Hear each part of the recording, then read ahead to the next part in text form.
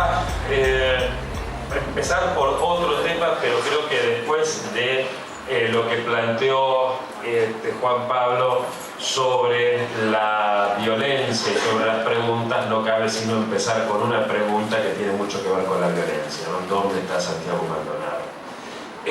Dicho esto, y quiero agradecer enormemente a la gente de Altea por esta oportunidad de volver a estar con muchos de ustedes y de conocer a todos los que todavía no nos conocemos. Realmente una de las cosas que más le agradezco a Roberto Doberti, que no son pocas, está la de que gracias a él he conocido amigos entrañables como Juan Pablo, como Horacio, como todos los que la queridísima gente que en Juan Pablo y en Horacio sintetizo a toda la gente de arquitectura de la UBA y a toda la gente de San Juan con la que en estos años he ido interactuando y realmente qué lindo. Así que bueno, agradezco una vez más y pasamos a plantear una cosa que tiene que ver con, en realidad, insisto, iba a agarrar de otro lado, por las preguntas que Juan Pablo nos siguen dejando la necesidad de seguir haciéndonos alguna pregunta. Y en cuanto al tema de la violencia, es bien interesante pensar cómo justamente el sistema siempre hace que la víctima se quede sin tener nada que decir, no porque no tenga nada que decir, sino porque no es escuchado. Los negros esclavos durante los siglos XVII, XVIII, XIX produjeron filósofos y pensamiento de altísimo nivel. Sin embargo, tuvieron que ser los blancos abolicionistas los que dijeran: che, los negros le están pasando mal, para que otros blancos se dieran cuenta, ¿no? El problema de la víctima muchas veces no es que no tiene voz, sino que su voz es absolutamente silenciada. La víctima no es tanto invisibilizada porque visualmente forma parte de un paisaje, sino que es sistemáticamente inaudibilizada. El problema es que entonces la víctima no tiene más remedio que pegar un grito o a veces pegar un sopapo, como dice Juan Pablo. Y eso es lo que el sistema está esperando precisamente para decir: ah, ven, son violentos. Si tienen canales como para poder dialogar, ¿por qué no quieren el diálogo? ¿Por qué no buscan consensos? ¿Se entiende el mecanismo perverso de victimizar al otro, dejar al otro sin la posibilidad elemental de la palabra? No porque no la tenga, insisto, ¿no? Sino porque justamente lo inaudibilizamos y después entonces, cuando no tiene más remedio, decir: es violento. Y como siempre, el fuerte, el poderoso va a tener más violencia en su aparato. Eso es lo que justifica después una represión todavía más violenta, ¿no? O sea, es un tema, y creo que en ese sentido una de las tareas del intelectual es precisamente advertir sobre esto, es decir: ojo, no entremos en una espiral de violencia, entre otras cosas, no solo por una cuestión ética, sino también estratégica, porque perdemos, ¿no? Siempre, eso es lógico. Esto, bueno, con el tema central de este congreso, que es el problema de la justicia, y de esto vamos a hablar. Pero vamos a hablar de una justicia no en abstracto, sino de un problema de la justicia situada. Ustedes saben que los que venimos de la abogacía, uno de los temas que normalmente se dice, no sé si alguno de ustedes tiene algún amigo, pariente, novio, novia o algo por el estilo que estudie Derecho o haya estudiado Derecho, pregúntenle si alguna vez en toda su carrera conversaron sobre si una norma era justa o injusta. Nunca. ¿Por qué? De lo que una de las excusas más fáciles es decir: y porque no se puede definir la justicia, como no podemos definirla, no nos vamos a poner de acuerdo, entonces por eso no hay que hablar de la justicia. Y es cierto, lo que pasa es que las cosas importantes son aquellas que no se pueden definir. Tratar de definir el amor, la libertad, la sociedad, el ser humano, que no puedan definirse no significa que no existan. Y generalmente lo que existe es su ausencia, y eso es lo que notamos en forma más fuerte. Cuando la víctima de la injusticia sabe que hay injusticia. Cuando sufriste por amor, descubriste que no me jodan, no podré definir el amor, pero puta que existe. Cuando falta la libertad, se nota. ¿Se entiende? No siempre. Para el pensamiento griego, como divide las cosas entre ser y no ser, hay cosas que son la justicia, la libertad, el amor, y el otro es como es simplemente la carencia de no existe. Pero resulta que lo que existe normalmente es la injusticia. Entonces ahí teorizar sobre la injusticia nos lleva a otras cuestiones, y sobre todo teorizar sobre la injusticia hoy, y cómo pensar la injusticia hoy y en América Latina. No vamos a meternos en casos puntuales, sino a tratar de pensar esta cuestión en su estrecha vinculación con la problemática de la teoría de la vida. Para esto, vamos a plantear, decíamos, insistimos en el hoy, 3 cambios fundamentales que se están dando a partir del impacto de esas nuevas... Acá con Horacio lo teníamos arreglado. Yo iba a hablar de nuevas tecnologías informáticas comunicacionales y entonces lo ensayamos, lo hacemos casi siempre. Entonces, justamente el impacto de las nuevas tecnologías informáticas comunicacionales cambia la vida en muchísimos aspectos, ¿no? Particularmente aquí nos vamos a meter muy brevemente con 3.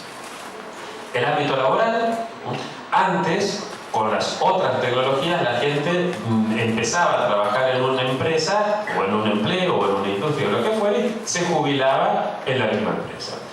Hoy prácticamente nadie dura más de 5 años en el mismo laburo, y si alguien dura más, sus compañeros de trabajo cambian, ¿no? En los años, por lo menos desde los inicios de la Revolución Industrial hasta los años 70, si una persona de 40 años tenía que salir a buscar trabajo y en su currículum, en su hoja de vida, mostraba que había tenido 3 laburos distintos, no iba a ser bien visto en su nuevo trabajo. Si hoy una persona de 40 años busca un nuevo empleo y muestra que trabajó en un solo lugar, no va a ser bien visto. Esto no hace falta que desarrollemos mucho, pero se dan cuenta ustedes cómo esto afecta el tipo de vínculos que tenemos, ¿no? No conocemos al otro. Si vos llegás un día con cara amargado a un laburo donde hace más de 10 años que todos están juntos, alguien se va a dar cuenta de que estás mal. Si llegás hoy con cara de estar mal a tu laburo, lo más probable es que nadie se dé cuenta. Y si alguien se da cuenta, vos no le vas a decir la verdad. Así no, que anoche dormí mal, ando con problemas. Esto va generando un tipo de relación distinto. Segundo, primero entonces cambio en el ámbito laboral. Segundo, cambio en el ámbito residencial. En las grandes ciudades, que son las que imponen la pauta cultural, prácticamente nadie vive toda su vida en el mismo barrio, ni siquiera en la misma ciudad. Entonces, eso hace que tampoco tengas la relación con tu vecino, con el otro que podías tener en otros tiempos. No conoces a tu vecino, no tenés... y finalmente, estas 2 cosas, cambios en el ámbito laboral y cambios en el ámbito residencial, hacen, entre otras cosas, que vos del otro no conozcas su trayectoria, no conozcas, lo único que conoces del otro es lo que el otro te muestra, ¿sí? Lo que el otro consume. El otro no muestra lo que tiene ni muestra lo que es, sino que es lo que muestra. Cuando yo era chico, que era una etapa de transición, ahora vamos a ver por qué, entre el sistema que podemos llamar capitalista de acumulación o capitalista industrial al capitalismo de consumo, capitalismo financiero, mis compañeras de colegio querían ser actrices, o sea, mostrás pero haces. Hoy cualquier chica de colegio quiere ser modelo, o sea, muestra solamente. ¿Se entiende la idea? Es lo que muestra. ¿Esto está bien o está mal? Es distinto, no está ni bien ni mal. Vamos a ver ahora, simplemente señalar que entramos por estos 2 cambios en la cultura de la imagen, ¿no? Un ámbito donde la imagen es más importante que otras cosas. Con todo, insisto, con lo bueno y lo malo que esto tiene. Pero piensen un impacto de esto. Vos no conocés mucho al otro en el laburo, no conocés mucho al otro tampoco en el barrio. No vas a conversar mucho de temas importantes con el otro y encima tenés que trabajar todo el día. Ahora vamos a ver por qué. No tenés 8 horas, tenés que estar todo el día trabajando, hablando en general de banalidades, porque cuando vos no conoces a otro, hablas de banalidades. Cuando vos te invitan a una fiesta, aunque no conoces a nadie, no te pones a plantearle al tipo, vos sos feliz. ¿Vos qué pensás que realmente es? ¿Cuál es el sentido de la existencia? Pero en cambio, con un amigo que está, ahí sí se lo puedes preguntar, che, ¿cuál es el sentido? Estoy mal. ¿Se entiende? No es que de punto esté feliz, pero sí le contás tu angustia. Como no conoces al otro, lo que haces es hablar de trivialidades, con lo cual cuando llegas a casa tampoco tenés ganas de mirar cosas muy profundas. Prendés la tele y mirás trivialidades. No es que Tinelli nos cretinizó a los argentinos, es que como venimos trivializándonos, miramos a Tinelli. Cuando pensamos en la política, ¿de qué vamos a hablar? De la política, que si usa la cartera Louis Vuitton o si viste como quiera la hijita. ¿Se entiende esto? Nos quedamos en justamente la imagen con todo lo que tiene. Pero me voy a centrar para tratar de abordar la temática central de esto, el tema de la justicia, era el tercero de los cambios. Primer cambio, decíamos, en el ámbito laboral, segundo en el ámbito residencial, tercero en el ámbito doméstico. El impacto de las nuevas tecnologías en los otros dos ámbitos produce un cambio fundamental en lo que pasa dentro de casa. Vamos a ver. Cuando nosotros estamos en una sociedad, estoy pensando sobre todo en Europa y Estados Unidos, que es donde se forja la matriz de la estructura de dominación contemporánea, ¿sí? Vos calculás que para poner un año, 1800, más o menos entre Revolución Francesa, Revolución Industrial, procesos de emancipación en América, todo eso, para poner un año que abarque todo eso, ponemos 1800. A partir de ahí, y hasta que termina la guerra de Vietnam en 1973, hace falta muchísima gente para morir en la guerra. Calculen que nada más que 15 años, entre 1800 y 1815, en las guerras napoleónicas, en 15 años murió un tercio de la población masculina de Europa. En una sola batalla, Waterloo, que fue el final de Napoleón, había peleando entre los dos bandos cerca casi 1,5 millones de soldados peleando en un solo lugar, ¿sí? En la batalla de Stalingrado, en la Segunda Guerra Mundial, mediados del siglo XX, en una sola batalla mueren 1 millón de soldados entre rusos y alemanes. Está bien, fue una batalla que duró mucho tiempo, pero en un solo lugar. Entonces vos necesitabas mujeres que estuvieran pariendo mucha gente, ¿se entiende? Mujeres que estuvieran pariendo muchos chicos. En la industria vos necesitabas también mucha gente para laburar en la fábrica, pero además también necesitabas mucha gente que se mantenga en el ejército de reserva para mantener los salarios bajos, con lo cual hacía falta mucha gente. ¿Y de dónde sacábamos la gente? Del vientre de la mujer. Identificábamos mujer con madre, y con madre que estuviera pariendo todo el tiempo. ¿Se entiende la lógica de esto? Entonces teníamos familias de 10, 12, 15 hijos. Y el varón era identificado con padre, proveedor. Entonces, pensá en la escena cotidiana en esa casa, ¿no? Cuando llegaba el padre, todo el mundo estaba atento a ver qué es lo que dice papá. Y por lo tanto, la palabra del padre es la ley. ¿Viste esos viejos chotos que cuando hay problemas de educación, seguridad, lo que sea, suelen levantar el dedo y decir, porque lo que pasa es que aquí ya no hay respeto, porque el respeto empieza por la casa, y cuando en mi casa mi padre hablaba, no se escuchaba volar una mosca? ¿Viste? Eso vos te viene que decir el pobre tipo de familia del orto que te tocó, ¿no? Pero ellos lo dicen como algo saludable, como algo bueno. Ese chico, cuando salía de su casa, seguía necesitando encontrar un padre. Y lo encontraba primero en la maestra, después, ¿viste esa huevada que también porque ahora los chicos no respetan ni siquiera a la maestra? Porque antes, bueno, sí, ya sé, lo cual es una huevada de seguir manteniendo el mismo esquema de maestra hoy cuando las cosas cambiaron, ¿no? Y antes seguía respetaba el uniformado, entonces vos podías tener servicio militar porque cualquier pibe de 18 años, el sargento decía corra para allá y el pibe corría. Hoy no, eso no está ni bien ni mal, son cosas distintas, ¿no? Entonces tenemos que repensar las instituciones a partir de estos cambios. Pero ese chico, cuando ya tenía más de 18 años, cuando ya había hecho lo que acá en Argentina llamamos la colimba, ¿no? Para los amigos colombianos era corre, limpia, barre, era lo que tenía que hacer el chico, el soldadito. Después de eso, el pibe salía de su casa y seguía buscando un padre. Y si no lo encontraba, lo inventaba en un Videla, en un Pinochet, en un Garrastazu, Medici, en un Franco, pero no necesariamente de derecha, también en un Stalin, en un Mao, en un Fidel, e incluso en gobernantes legítimamente electos desde la perspectiva demoliberal, como un De Gaulle en Francia, como un Perón, como un Nasser. Eran personajes con una característica fuertemente paternal. ¿Se entiende esta lógica, no? ¿Qué pasa ahora? Resulta que aparece un ideal del marketing que va a imponer algo muy fuerte, y aquí me voy yendo para el pizarrón. Piensan que los profes sin pizarrón nos quedamos así como así como ustedes necesitan el PowerPoint, nosotros necesitamos el pizarrón. Bueno, está muy encerrado. Los DINKs, Double Income No Kids, doble ingreso sin hijos. ¿Qué significa esto? Hoy una familia con 15 hijos puede dar respuesta, puede comprar todas las cosas que por aplicación de las nuevas tecnologías informáticas y comunicacionales necesitamos que compre. No.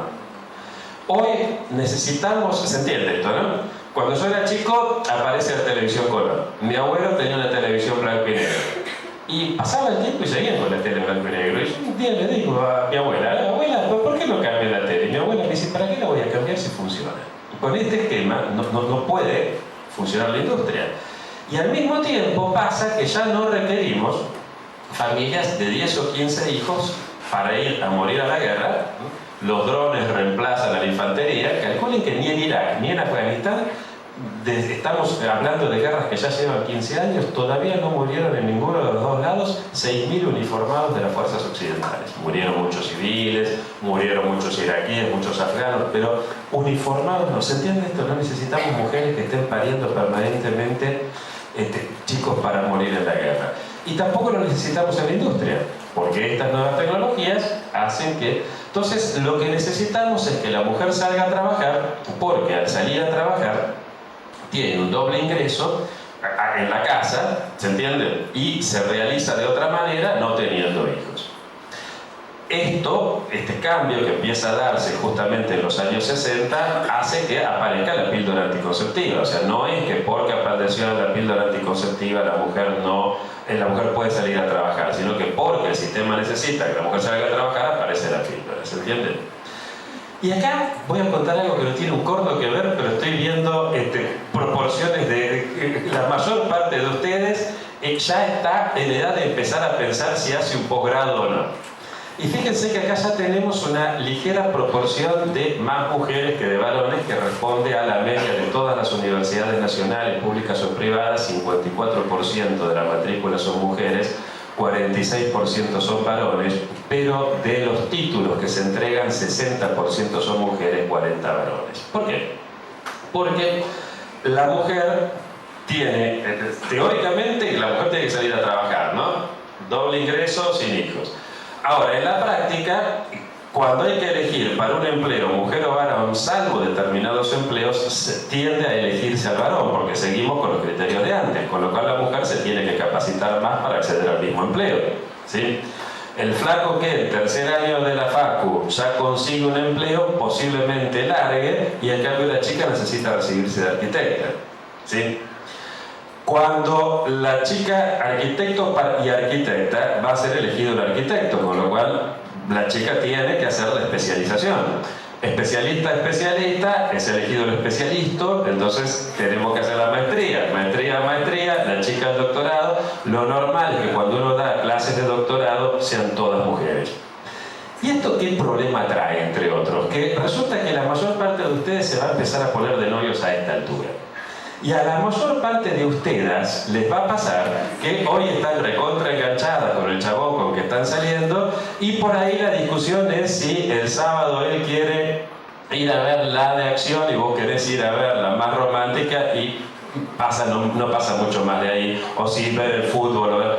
Pero en cambio, cuando vos estés haciendo tu doctorado, él no va a querer ir a ver la peli o la obra de teatro que vas a ir a ver vos, porque él no la entiende. Y vos necesitas admirar a tu pareja. Si vos no admiras a tu pareja, no la amás. Entonces dejas de admirarlo, dejas de amarlo, lo largás y decís, bueno, ahora voy a buscar, y te das cuenta que en el mercado no hay ningún tipo por ahí a mano que son tan mujeres. Entonces vas a decir, puta, y los únicos que hago están casados o son trolos, ¿y qué hago?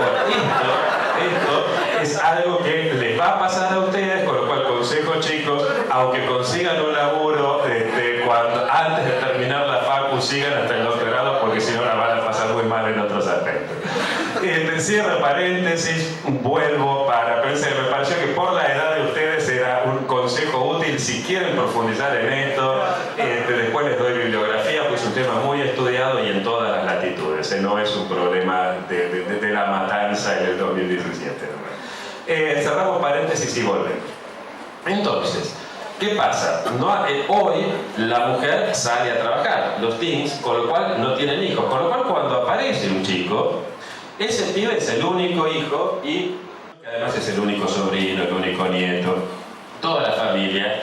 gira en torno a este pibe. Con lo cual, ya la escena cotidiana hoy no es como antes el chico teniéndole temor al padre. La escena cotidiana hoy es que llega la mamá a las 9 de la noche de laburar todo el día, tiene que laburar todo el día porque tiene que comprarle al chico las zapatillas de tal marca y encima último modelo.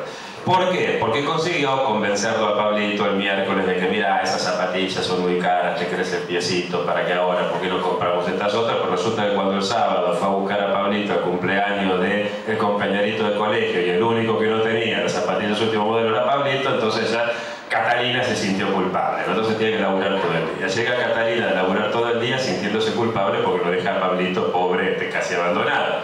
Entonces pone la tele y ve Josué. Y entonces llega el marido 10 minutos después, pone la tele y entonces resulta que están los comentarios del partido de Lanús que juega mañana a ver si, yo soy hincha de Grana, ¿no? Que juega mañana a ver si en una de esas le damos vuelta al cuervo. Y entonces dice, pero ya vas a ver el partido mañana, tenés que ver hoy los comentarios. Y lo que ve Pablito es la discusión. Al otro día Catalina va a laburar a la oficina. En la oficina está Rodrigo, que la viene remando desde hace un montón, y Rodrigo, hay gente que es capaz de cualquiera con tal de levantarse una mina o un chabón.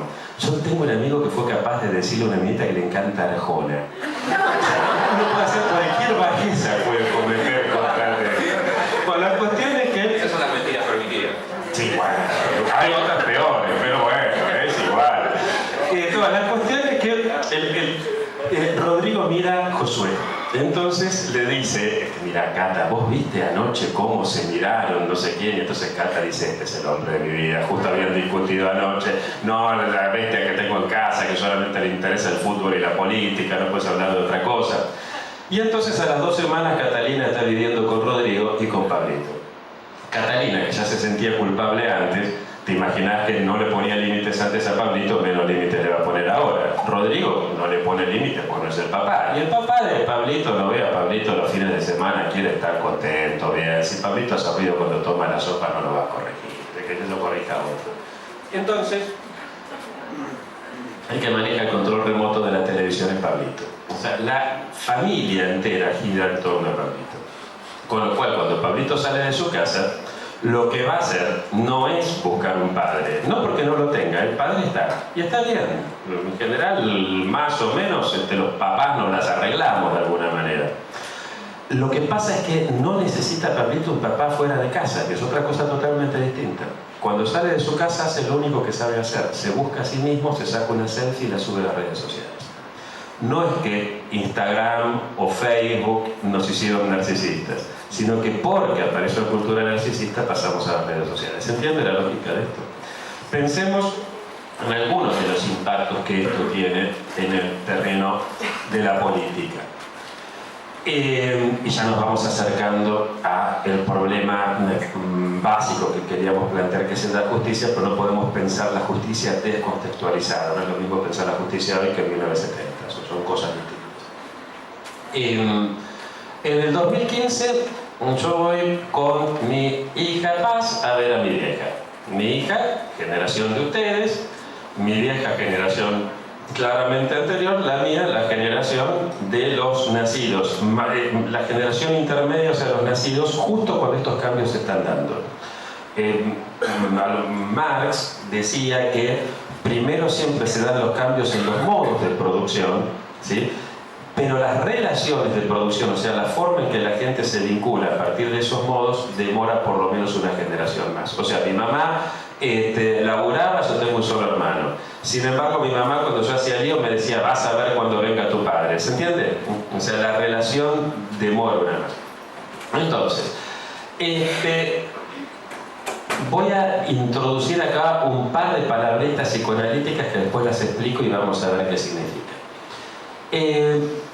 Mi hija, bueno, empezamos 2015, elecciones, hablamos de política, y mi vieja dice, porque el problema es que ahora los jóvenes ya no vibran como cuando nosotros éramos jóvenes y escuchábamos que Kennedy decía, no preguntes lo que la patria puede hacer por ti, sino lo que tú puedes hacer por la patria. Y efectivamente Paz, mi hija, no. Ahora Paz es de una generación que se conmueve, ya sea con Néstor diciendo no pasarán a la historia los que especulen, sino los que se la jueguen, o con Mauricio diciendo si la política no sirve para que vos escribas tu propia historia, no sirve para nada. Y aquí introduzco dos elementos psicoanalíticos: la histeria y el narcisismo. Las preguntas típicas de la histeria son: ¿quién soy yo para usted? ¿Qué espera usted de mí?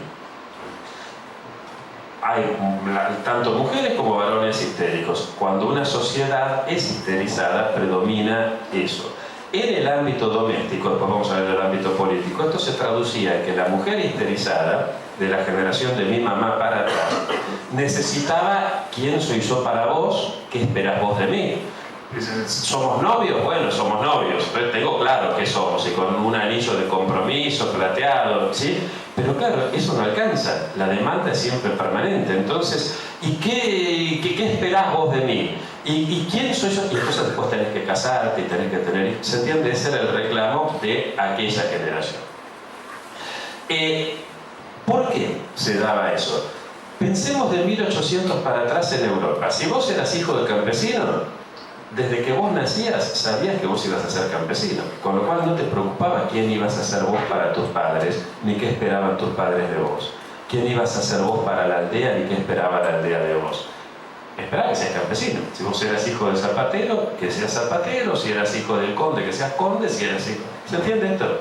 Y si eras hija, bueno, lo mismo, te ibas a casar con quien papá y mamá decidieran y listo. No estabas haciéndote esa pregunta, pero desde la Revolución Francesa y la Revolución Industrial hasta nuestra época, esa pregunta es permanente. ¿Me quiere mi papá más a mí que a mis hermanos? Papá es albañil, ¿qué quiere? ¿Que yo sea albañil? ¿O que sea arquitecto? ¿O que haga algo que no tiene nada que ver? ¿Se entiende? ¿Quién soy yo para usted? ¿Qué espera usted de mí? En cambio, las respuestas de Paz, las otras, o sea, ¿se entiende, no? Mi vieja... ¿quién no espere lo que la patria pueda hacer por ti, sino lo que tú puedas hacer por la patria? ¿Quién soy yo para usted? ¿Qué espera usted de mí? La de mi vieja, una típica pregunta histérica. La de la generación de Paz, una típica respuesta narcisista. Piensen en un par de cositas, ejemplos claros sobre esto, para que termine de entenderse la idea. La generación de mía, generación intermedia, era la generación donde mirábamos el correcaminos, ¿no? Correcaminos Coyote. Esquema muy similar al de mis viejos con Tom y Jerry. Es decir, ¿por qué pasaba esto? Porque tenías un padre que definía lo que estaba bien, lo que estaba mal, no había mucha complejidad, las cosas eran claras. La única pregunta era: ¿quién soy yo para usted? ¿Qué espera usted de mí? Pero más o menos dentro de las cosas claras. Ustedes, en cambio, cuando eran chicos miraban Bob Esponja, miraban Pokémon. Piensen en la complejidad de lo de ustedes con respecto a lo nuestro. Nosotros, cuando éramos adolescentes, mirábamos Chips, mirábamos Starsky Hodge, ustedes miraban CSI. Nosotros, mi generación, generación intermedia, la generación de mis viejos, miraban películas de ciencia ficción. Confianza en la ciencia, la tecnología iba a resolver todo. Yo soy la generación de la Guerra de las Galaxias. O sea, sigues viendo ciencia, pero se redescubre la importancia de la magia. El maestro Yoda, el Jedi. Ustedes son la generación que, como nacieron con la tablet, conocen los límites de la tecnología de entrada. Ustedes son la generación de Harry Potter, se rescata la magia. En El Señor de los Anillos éramos muy poquitos los que cuando yo iba a la secundaria leíamos El Señor de los Anillos, y de hecho que nos llamamos a nosotros la comunidad del anillo, jugando como que éramos los tres únicos. Nunca se nos hubiera ocurrido que encima después vinieran las pelis, ¿sí? Me meto con esto para ir cerrando este aspecto con lo siguiente. Cuando yo era chico, y más cuando mis viejos eran chicos, todos los superhéroes eran unos terribles histéricos. Batman, Superman, la relación de Batman con Gatúbela era una relación histérica totalmente, la relación de una homosexualidad encubierta y reprimida con Robin. ¿Por qué? Porque no estaba el tema de no kills, al revés, había que tener muchos hijos. Por lo tanto, la homosexualidad era un pecado terrible. Cuando yo era chico, a vos te decían pajero o maricón y te tenías que agarrar la trompada, estabas obligado a agarrarte a trompada. Hoy yo pienso cómo habíamos hecho sufrir a un chico que era homosexual, compañero nuestro de colegio, y me da una vergüenza las barbaridades que le decíamos y que hacíamos. ¿Se entiende esto? Señalo esto para que veamos que no todo cambio en sí mismo es algo malo, ¿no? Hoy, en cambio, el superhéroe, desde que Iron Man se saca la máscara, es un narcisista insoportable. Piensen los de la Liga de la Justicia. Doctor Strange creo que es el mejor ejemplo, porque es narcisista, la apelación a la magia y la nueva vuelta con la religión. En Doctor Strange tenemos un ejemplo bien interesante. Pero cierro con otros dos ejemplos. Este año, principio de año, dieron 2 pelis con 2 semanas de diferencia. Una, Rogue One, no sé si la vieron, la última de la Guerra de las Galaxias. Los que somos fanáticos de la Guerra de las Galaxias la vimos, ustedes son la generación más joven, pero seguro que muchos de ustedes la vieron. Les cuento brevemente tema central. Una chica, los malos le secuestran al papá. El papá era un científico muy importante, entonces lo secuestran para que haga un arma para matar a todos los buenos. Hay una patrulla que lleva a la chica de los buenos, una patrulla de los buenos lleva a la chica engañada para que ella diga dónde está el padre para matar al padre, Edipo. O sea, el padre sigue estando, el tema de Edipo sigue estando. Después de eso, ella dice, se enoja, obvio, pero después se entiende qué fue lo que pasó, y hay que ir hasta el lugar más arriesgado de todos a rescatar unos planos, a buscar unos planos. Se sabía que el que iba ahí no salía vivo. Y la chica va, aún sabiendo que no iba a salir viva, y va y la sigue el muchachito lindo y un montón de gente más. Y ella le pregunta al muchachito lindo, ¿y vos por qué venís acá si sabés que no va a salir nadie vivo? Y el chico le dice, porque si no, no me podría mirar al espejo. ¿Se entiende? La apelación narcisista. Digo esto porque, ojo, el narcisismo técnicamente no es solamente mirarse al ombligo. Es mirarse al ombligo, pero es también otra cosa. Es ser capaz de mirarte al espejo. Y esto es otra cosa. En cambio, al poco tiempo dan la de Mel Gibson, Hasta el último hombre. No sé si la vieron. Se trata del fin de la Segunda Guerra Mundial. Un tipo que vio cómo su papá iba a matar a su mamá cuando era chico, ¿no? Vio cómo su papá iba a matar a su mamá con un arma de fuego, entonces tiene repulsa por las armas de fuego, se hace objetor de conciencia. O sea, no voy a matar nunca a nadie. Pero sin embargo, en plena guerra, él quiere ir al combate, pero no a matar a nadie, sino como médico. Y entonces un tipo, uno de los médicos dice, dejate jorobar, nos complicás la vida a todos, ¿por qué insistís tanto en venir con nosotros? Y él dice, porque todos en la aldea van mis hermanos, van mis compañeros de colegio, van todos, es lo que se espera que yo haga. ¿Quién sería yo si no hiciera esto? ¿Se entiende? Pregunta histérica, pregunta narcisista. Bien. Obviamente, no es lo mismo pensar la sociedad, pensar las instituciones, cuando vos tenías una estabilidad en el ámbito laboral, una estabilidad en el ámbito residencial, y cuando en el ámbito doméstico las cosas estaban muy claras. Papá varón decía lo que estaba bien y lo que estaba mal, mamá era madre, y frente a esto las cosas estaban claras, los fundamentos estaban sólidos y establecidos, ¿sí? Hoy nos damos cuenta de que esto no es así. No es que antes era sólido, pero no lo veíamos. Ya que estaba hablando del Correcaminos, seguramente todos han visto el Correcaminos, no me hagan sentir tan viejo, para decirme de qué estás hablando. ¿Vieron cuando el zorro, el coyote, sigue corriendo, se queda sin sol y corre arriba del abismo? El coyote puede correr indefinidamente arriba del abismo, hasta que se da cuenta, y ahí es donde se cae. Pues nosotros veníamos corriendo arriba del abismo, hoy nos dimos cuenta y no caemos. ¿Cómo pensar entonces las cosas hoy y sobre todo desde América Latina? En general, cuando las cosas eran sólidas, la gente pensaba que existía algo así como un sujeto. Un sujeto es heredero de la vieja idea griega de sustancia. Substare, estar ahí fuerte, subjectum. Subjectum es estar arrojado a la existencia, pero había un sujeto fuerte. Y entonces la pregunta es, ¿quién es el sujeto de la historia? ¿El individuo o la colectividad? ¿El sujeto de la historia es cada persona individual o el sujeto de la historia es el proletariado, el pueblo? digamos que podemos hacer un esquema donde de un lado, por ahí con esta se nota un poco más, nada, bueno, no importa. Acá estoy haciendo una especie de segmento donde acá estoy poniendo una I de individuo y acá una C de colectividad, ¿sí? De este lado vamos a tener el liberalismo más extremo, ¿sí? Solo existe el individuo, la colectividad no existe. No sé si ustedes ven, a veces a la noche se sueltan unos animales en algún canal de televisión que, no sé si lo ven, animales sueltos, como... Hay un tipo que está con Fantino, no lo miren si no tienen ganas, no se pierden de nada. Pero yo lo miro porque yo generalmente cuando en clase, en el curso, trato de hablar de esta posición más extrema, que estoy hablando del neoliberalismo, Hayek, Nozick, Friedman, siempre trato de matizar, porque, y salgo con la sensación de que en mi clase sin querer caricaturicé un poco al neoliberalismo, pero hay uno ahí que habla que es una caricatura todavía más extremista, y justamente lo que insiste es, ojo, porque cualquier cosa que tenga que ver con propiedad pública de algo, nos lleva al camino de servidumbre. Como solo hay individuo o colectividad, entonces de este lado tenemos el liberalismo ultra.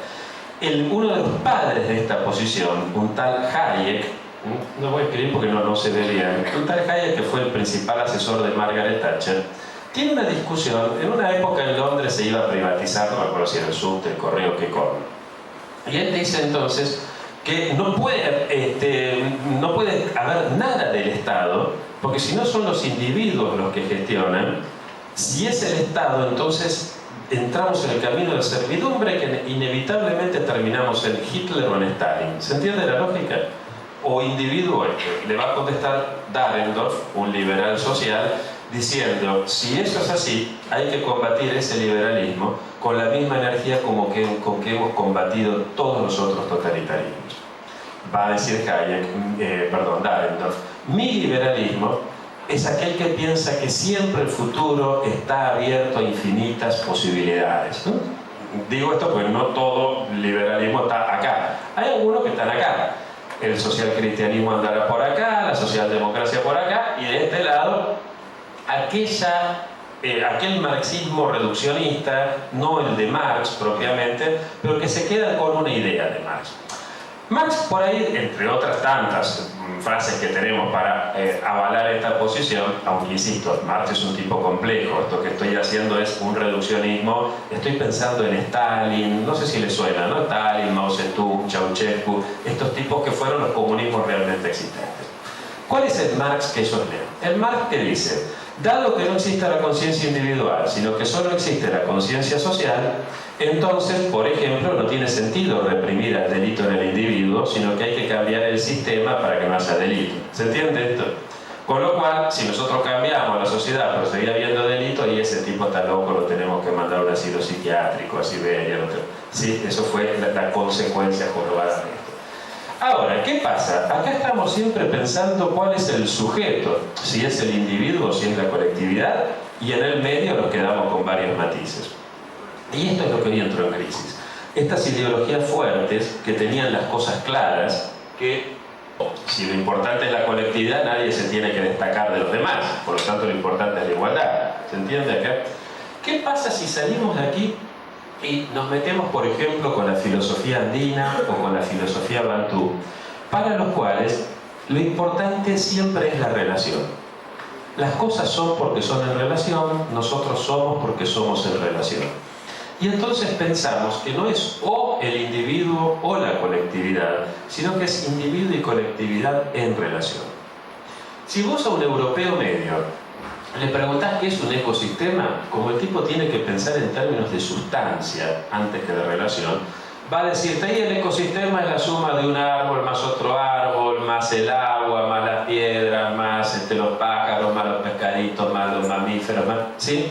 Sustancia más sustancia más sustancia, que al relacionarse conforman el ecosistema. O del otro lado, ecología profunda. El ecosistema es una gran sustancia, Gaia, Gea, y las cosas existen solo porque son parte de esa sustancia. ¿Se entiende la cosa? En cambio, para la filosofía andina, la Pachamama no es ni una gran sustancia, ni es una sola, sino que es una suma de relaciones, ¿sí? Cada arbolito existe porque es parte de la Pachamama, y la Pachamama existe porque existen los árboles. ¿Se entiende? La relación es anterior a la sustancia. ¿Se entiende esto? Sí, mire usted, me doy cuenta que se entendió. Me demoré 1 minuto y pico. En Europa esto, como había una propaganda que los que somos más viejos nos acordaremos, en Europa no se consigue. Se diría, bueno, esto en Europa no se consigue. A mí me ha tocado dar este tema varias veces y que en Europa la pregunta es, ¿pero qué es lo que se relaciona? Sí, no, mira, la física cuántica, ¿no? Esta cosa de, bueno, no entendemos porque ya no hay nada, no queda nada. Entonces, hay una novela de Houellebecq que justamente se trata de 2 hermanos, uno hace física cuántica y dice, no hay partículas elementales, no hay nada, por lo tanto nada tiene sentido. La novela se llama Las partículas elementales, todos terminan hechos pelota, todos amargados. Vos a un europeo le preguntás por qué es el ser y no más bien la nada, y el tipo tiende a deprimirse. La nada, esta cosa, nada tiene sentido. En cambio, si nosotros partimos de la categoría relación, la cosa es distinta. Estoy pensando también en la filosofía bantú, la filosofía más fuerte del África subsahariana, que hay una frase muy linda que dice, para educar a un niño hace falta un pueblo entero, del mismo modo que para que crezca un árbol hace falta todo un ecosistema. ¿Se entiende? Existe el niño y existe el pueblo, existe el árbol y el ecosistema. Entonces, como para nosotros el problema no es el ser y la nada, eso solamente para la filosofía étnica blanca, que es la filosofía de la tribu más rara que existió nunca. Las filosofías más universales plantean la dicotomía fundamental entre caos-cosmos. Y entonces no es tan importante ser nada, sino que la filosofía de nuestro pueblo. Si vos preguntás, me acuerdo una vuelta que tenía que dar un seminario en Cartagena, un grupito nos habíamos juntado con financiación alemana y había que hablar de alemanes, porque lo pagaban ellos, la idea era ir a tomar un buen ron a Cartagena. Pero nos juntamos y entonces yo tenía que hablar de Heidegger. Y mientras iba pensando decía, claro, ves esa gente, esos mulatos llenos de vida, de alegría, y decía, tengo que hablar de un tipo que dice, ¿por qué es el ser y no más bien la nada? El hombre es un ser para la muerte. La pelota, iba a decir, el hombre es un ser para la vida. Y entonces ante la pregunta, ¿por qué es el ser y no más bien la nada? El andino, el afro, el tupí guaraní te va a decir, mira, no sé, en todo caso, qué bueno que estamos siendo, ¿sí? Entonces, si nosotros salimos de esta lógica de cuál es el ser, el individuo o la sociedad, y decir, mira, lo que estamos siendo, individuo y sociedad en relación, vamos a partir de la idea de relación como anterior a estas dos. Si este tiene por eje la libertad, este tiene por eje la igualdad, la relación implica el vínculo con los otros. Y aquí aparece la fraternidad. Fraternidad viene del latín frater, que significa hermano. Ahora, han visto que yo hasta ahora no les hice ninguna pregunta ni nada, porque siempre me parece que lo más lógico es que la mayoría de ustedes esté o consultando el celular o pensando en otra cosa o a esta hora durmiendo. Con lo cual me parecería una falta de respeto preguntarles algo, hacerlo, pero les prometo que la única que les pido una mínima participación. Levantemos la mano todos los que tenemos hermanos. Y dejemos la mano levantada las que nunca nos peleamos con un hermano. Uno solo, dos solos, tres frente a todos los otros, nunca se pelean con un hermano. Mi tía Dudiges suele decir cómo me gustaría vivir en un mundo fraterno, donde la gente se quiera y se... Mi tía Dudiges no tiene hermanos. ¿Qué pasa? La fraternidad nos habla de relaciones horizontales, y las relaciones horizontales tienden a exacerbar el conflicto. Las relaciones verticales son las que anulan el conflicto. El sargento no se pelea con el teniente por más que le tenga bronca al teniente. ¿Se entiende esto? Las relaciones horizontales, en cambio, estimulan el conflicto. Por eso tantas culturas tienen hermanos míticos que se matan antes de fundar ciudades. Rómulo mata a Remo y funda Roma. Caín mata a Abel y funda Enoch. Entre paréntesis, vayan a ver Terrenal, por favor. Si no la han visto, la de Cartoon, Pequeño Misterio Ácrata, vayan a verla, les va a encantar. Está ahí en Diagonal Norte al 900, saquen entrada con anticipación porque está siempre lleno, ¿no? Pero es buenísima, justamente es un Caín y Abel hoy, es genial. Obviamente Caín defensor de la propiedad total, una maravilla. Bueno, Caín y Abel, los hermanos Ayar, que se pelean entre ellos hasta que Manco Cápac le gana a los otros y funda el Cusco. En fin, los hermanos que pelean. Ahora, esto significa, por un lado, que la fraternidad nos habla del carácter conflictivo de la sociedad, pero al mismo tiempo también, cuando la mamá le grita a sus hijos que se pelean y que tiran la leche al piso y que son basta de pelear, que no parecen hermanos, está diciendo una gran verdad. Y es que la fraternidad nos habla de la doble dimensión de la vida social y política. Nada más que como armonía nos equivocamos peor, porque si la sociedad es armónica, si somos todos buenos, ¿por qué entonces hay conflicto? Y por culpa de estos mapuches que no se dejan de joder, por culpa de los sindicalistas, por culpa de los piqueteros, que no son parte de la sociedad, porque la sociedad es armónica. ¿Se entiende la lógica? Si digo, la sociedad es armónica y hay conflicto, voy a pensar que la culpa la tiene ese. Si estoy en la Alemania de 1933, voy a decir la culpa la tiene el judío. Y pasa lo que pasó. Es decir, lo bueno de la fraternidad es que nos muestra una tensión irresoluble, pero constante entre estas dos posiciones. Si yo me paro acá, voy a pensar que el día que la mano invisible del mercado regule todas las relaciones humanas, se acabó el conflicto y por lo tanto, bueno, si ahora hay que condenar a un montón de gente al hambre y qué sé yo, no pasa nada. Siempre habrá pobres entre ustedes, decía uno que vivía cerquita de ustedes. Pero estamos mal, pero vamos bien, ¿se acuerdan? Ya vamos a entrar al primer mundo. O sea, bueno, si ahora va a haber pobres, no importa, porque el futuro es promisorio. Y de este lado teníamos a algún señor que decía, el día que el Estado regule todas las relaciones, se acabará el conflicto social. Y si mientras hay que mandar a 10 millones de rusos a morir a Siberia, y bueno. En cambio acá sabemos que siempre va a haber conflicto. Por lo tanto, no hace falta matar a una sola persona. Al contrario, es un disparate matar a una sola persona para llegar a un mundo sin conflicto, pues siempre hay conflicto. Esto lo que nos pone es frente a una resignificación, y con esto voy cerrando, de la igualdad y la libertad. Con esto voy cerrando. Vamos a ver, había un filósofo griego muy interesante, un tal Aristóteles, que a pesar del nombre les debe sonar, que él decía que para estudiar las formas puras de gobierno había que estudiar las formas impuras, nos permitía llegar mejor. Vamos a tomarle prestado el método y vamos a ver cuáles son los vicios de cada una de estas cosas, porque va a ser una forma más fácil de entender la relación entre estos tres elementos y de hacer más cortito. El vicio propio de la libertad es el egoísmo, ¿sí? ¿Vieron ese tipo que dice, bueno, yo no quiero ser libre, no quiero que nadie me jorobe, no quiero que nadie me rompa las orejas, estoy bien así. Mi libertad termina donde empieza la de los demás. ¿Escucharon esa frase? O sea que el otro es un estorbo para mi libertad. Mi libertad termina donde empieza la de los demás. Quiero vivir yo solo en el mundo, sería la única forma de ser plenamente libre. El egoísmo. De este lado, la igualdad, el problema es la envidia. Horacio tiene una bicicleta más linda que la mía. Yo no quiero que Horacio tenga una bicicleta más linda que la mía. Todos tenemos que tener bicicletas iguales. Aparece la envidia. Y con la fraternidad, el problema son los celos, ¿sí?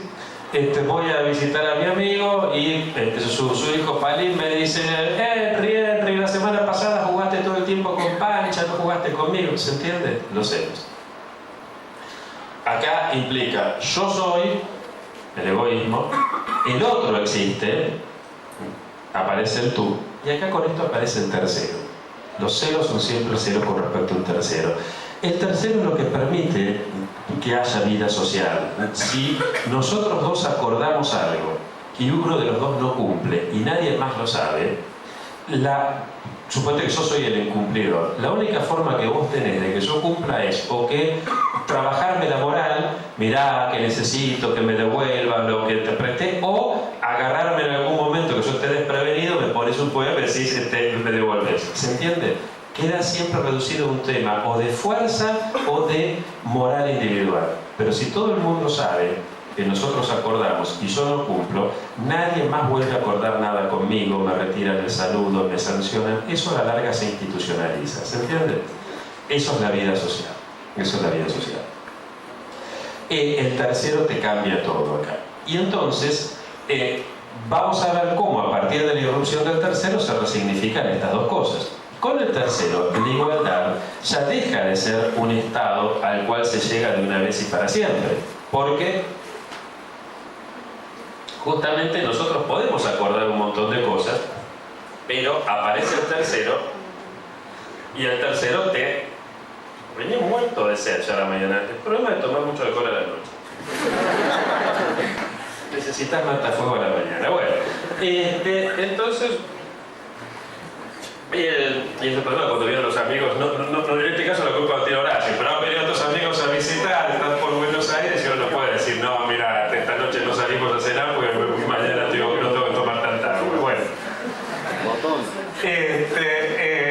me dijeron que esta noche ya está arreglado. Lo primero que pensé es dónde vamos esta noche, me dijeron que ya está arreglado. Bien.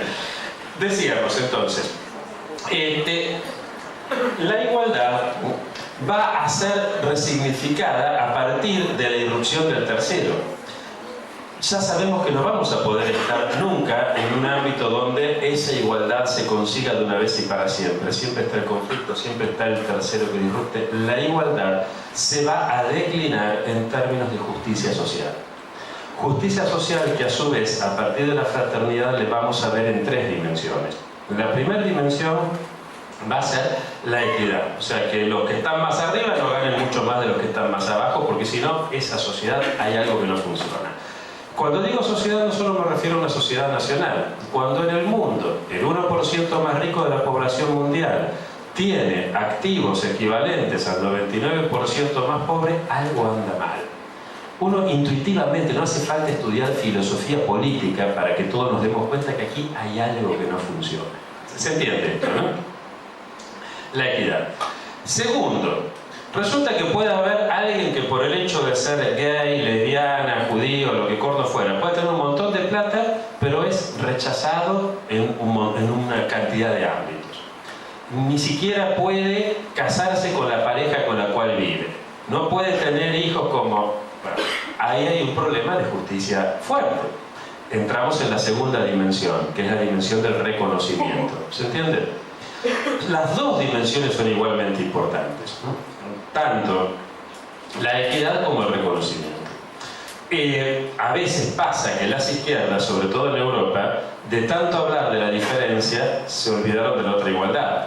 Entonces aparecen las derechas populistas a hacerse cargo de ese discurso. Tanto la equidad como el reconocimiento son fundamentales. Pero hay una tercera dimensión que la modernidad no puede entender, porque la modernidad no piensa como el hombre andino, como la mujer andina, como los afros, en términos de relación, sino que piensa en términos de sustancia. ¿Y cuál es?